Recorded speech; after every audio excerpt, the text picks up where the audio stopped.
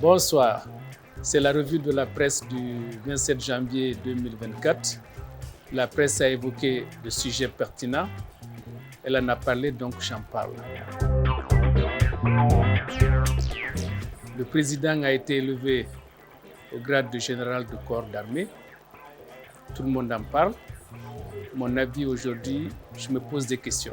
Est-ce pertinent? Est-ce la priorité? Un général, c'est celui qui dirige toute une armée. Le président dirige toute la Guinée, pas seulement les corps habillés. Il dirige le pays, de Conakry jusque dans les villages les plus reculés. Et ces populations vivent dans des conditions très précaires, qui n'ont pas suffisamment à manger, à boire, à se soigner. Mon avis, c'est que la priorité devrait être comment faire pour élever le niveau de vie de ces populations plutôt que de se focaliser sur le fait qu'élever, lui donner un titre valait mieux que ça. Si le président arrive à satisfaire les besoins de sa population, il n'a même pas besoin d'avoir un titre. C'est la population qui lui donnera ce titre. Donc ça, c'est mon avis personnel. Et ensuite, il est élevé au titre de général. Il est parti au Rwanda. J'ai été ministre de la coopération et il y a des pratiques qui sont là depuis des décennies, pas seulement en Guinée. Après son élévation au grade de général de corps d'armée, le président s'est rendu au Rwanda pour faire revigorer un peu la coopération entre le Rwanda et la Guinée. J'ai vu le compte-rendu du porte-parole du gouvernement des sujets qui ont été débattus au Rwanda. Mon avis, c'est qu'en tant qu'ancien de la coopération, mon avis, c'est que la coopération économique doit aller au-delà d'un seul pays. On parle de la digitalisation de l'administration et on parle de la digitalisation des processus de passation de marché. Je sais que c'est le maillon faible au niveau de l'administration guinéenne, mais il y a des institutions, il y a des entreprises qui sont beaucoup plus à mieux de nous aider à y arriver. Et le Rwanda a été aidé par les mêmes institutions. Elles ont appris beaucoup. Elles connaissent nos systèmes, elles connaissent nos régimes. Donc c'était pour moi beaucoup plus judicieux de discuter avec ces institutions pour avoir une position holistique pour l'administration guinéenne. Alors, quand vous parlez de la digitalisation de l'administration guinéenne, il y a toujours des erreurs qui sont commises. On pense qu'il faut juste venir avec des équipements et codifier les processus. La première chose qu'il faut faire d'abord, c'est le processus. Il faut déterminer les processus. Et quand on parle de l'administration guinéenne, on ne parle pas que de l'administration centrale. Il faut parler surtout de l'administration décentralisée. On peut codifier tout ce qu'on veut ici dans la ville de Conakry. Si les bénéficiaires, si les communautés rurales de développement, si les communes urbaines des préfectures ne sont pas digitalisées, ne sont pas codifiées, si les processus n'existent pas, ça ne changera rien. Ça fait très longtemps que j'entends parler de la digitalisation de l'administration. Mais jusqu'à aujourd'hui, on continue à faire de la digitalisation un cheval de bataille. Donc, pour moi, il faut le voir d'une façon holistique. Incorporer les communes, incorporer toute l'administration centrale, toute l'administration déconcentrée et décentralisée dans ce processus.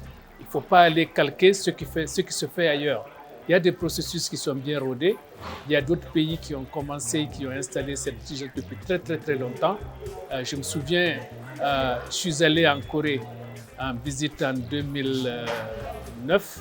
En 2009, on m'a montré de votre salon, vous pouviez sortir votre extrait de naissance.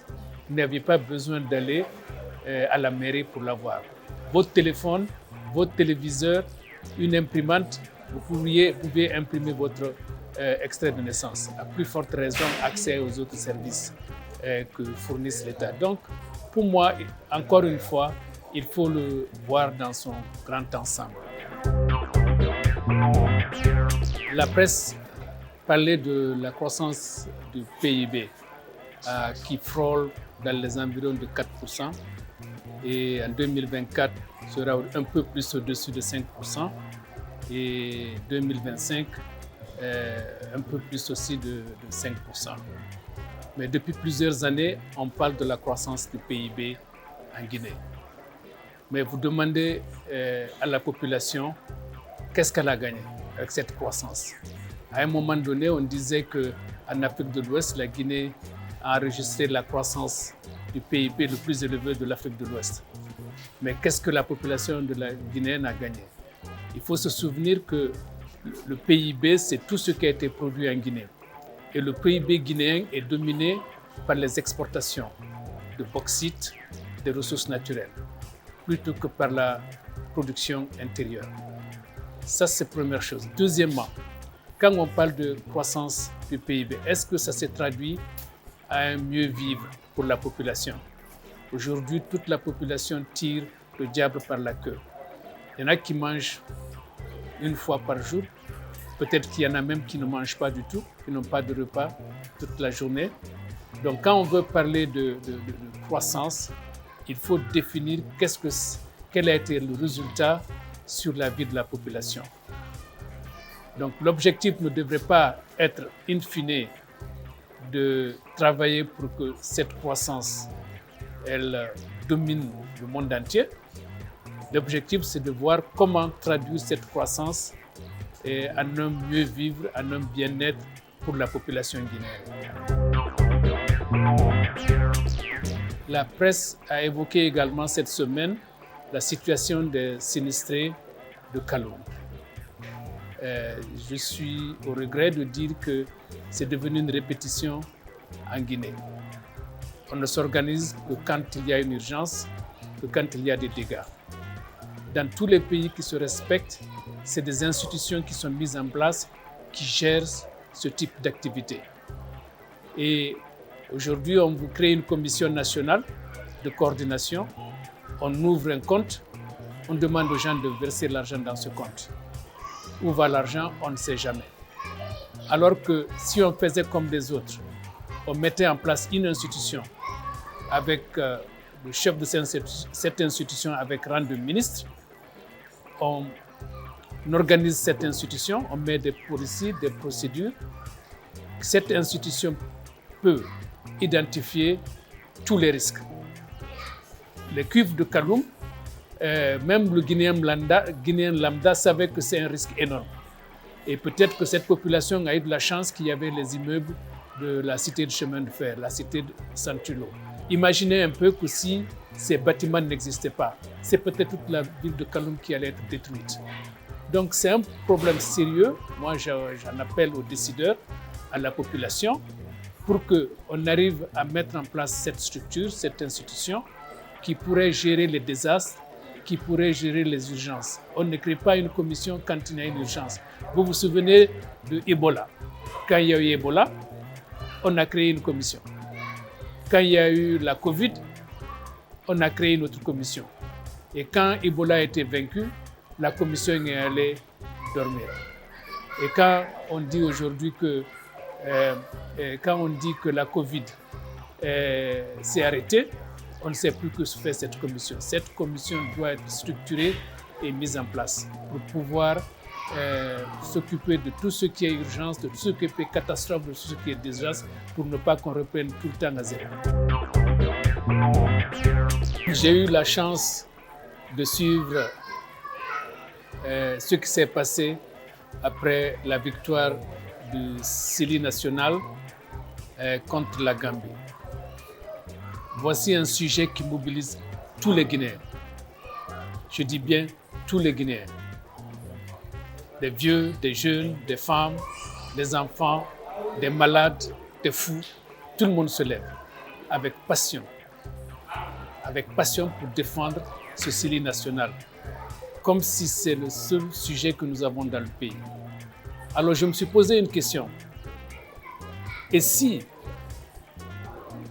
cette hargne de gagner, de vaincre, ce besoin de s'identifier à ce Sili, on arrivait à transcender tous les faux clivages qui existent dans notre pays et qu'on envoie toute cette force-là vers le développement de la Guinée.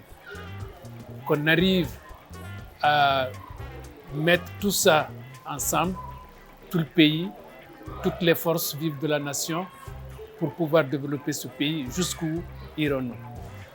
J'ai suivi un communiqué qui disait le jour du match du Sénégal et la Guinée, il ne fallait pas circuler à certaines heures. Pourquoi? Parce que les gens vont jubiler. Si la Guinée avait gagné, tout le monde allait sortir, tout le monde allait être content. J'ai eu à converser avec certains de mes amis et je me suis dit pourquoi? Pourquoi cet engouement? Pourquoi cette émotion? Et cet ami m'a dit, c'est parce que c'est tout ce que la population guinéenne a. C'est parce que c'est seul dans le Sili national que toute la population guinéenne se reconnaît. On devrait faire différemment.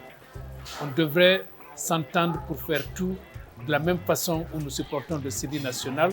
Nous devrions tous supporter tous les processus de développement, la démocratisation du pays, la lutte contre la corruption, la lutte contre la malgouvernance. Si on le faisait, je suis certain qu'on allait réussir, qu'on ira très bien. C'était mon avis sur les événements évoqués par la presse pour cette semaine du 27 janvier 2024 et je vous remercie d'avoir bien voulu suivre cet extrait. Mais n'oubliez pas que demain c'est maintenant et l'avenir commence aujourd'hui. Dieu bénisse les Guinéens.